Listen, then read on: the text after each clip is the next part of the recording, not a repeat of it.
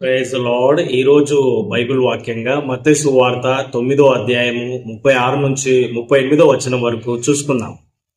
ఆయన సమూహములను చూచి వారు కాపర్లేని గొర్రెల వలె విసిగి చెదిరి ఉన్నందున వారి మీద కనికరపడి కోత విస్తారమే గాని పనివారు కొద్దిగా ఉన్నారు గనుక కోతకు పనివారిని పంపమని కోత యజమానిని వేడుకొనుడని తన శిష్యులతో చెప్పెను. దేవునికి స్తోత్రం, మహిమ కలుగును గాక. ఇక్కడ యేసుక్రీస్తు ప్రభువారు మాట్లాడుతూ ఉన్నారండి. విస్తారమైన జన సమూహమును ప్రభు చూస్తూ వీరు కాపరి లేని గొర్రె వలె ఉన్నారు. మరి నిజమైన కాపరి వీరికి లేడు. ఒక సంఘంగా వీరు లేరు, చెదిరిపోయి ఉన్నారు. వీరిలో సువార్త లేదు. ఈ ప్రదేశాల్లో సువార్త విస్తరించలేదు. దేవుని వాక్యం వీరికి తెలియదని ప్రభు చింతిస్తా ఉన్నారు. మరియు ప్రభు ఏమంటున్నారంటే, కోత విస్తారంగా ఉంది అంటే పొలము అనే ఈ జనములు ఏమండి, ఈ జనాలందరినీ చూసి ఇది ఒక పొలంలా ప్రభు చూస్తా ఉన్నారు. కోతకు వచ్చింది కానీ మరి వారికి ప్రకటించే సువార్థికుడు లేడు, పనివాడు లేడు అని ప్రభు బాధపడతా ఉన్నారు.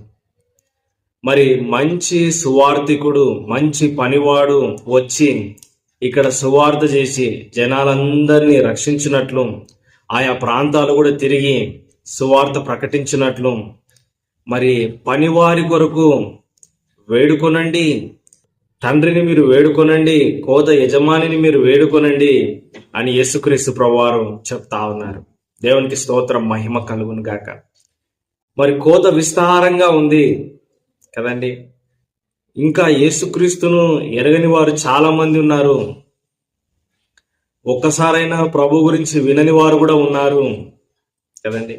ఏదో క్రిస్టియన్స్ ప్రభుని నమ్ముకున్నాను అన్నట్లుగానే తెలుసు కానీ యేసు గురించి వారికి, యేసయ్య ప్రేమ గురించి వారికి తెలియదు. మరి ఈరోజు ఈ మాటలు వింటున్న నీవు ఒక సువార్థికునిగా దేవుని యొక్క వాక్యమును, ఈ యొక్క యేసుక్రీస్తు సువార్తను ఇతరులకు ప్రకటించే వ్యక్తిగా ఉండాలి. దేవునికి స్తోత్రం, హల్లెలూయా. అదేవిధంగా మంచి పనివారు వచ్చినట్లు కూడా ప్రభుని నీవు వేడుకోవాలి, కోత యజమానిని వేడుకోవాలి కదండి.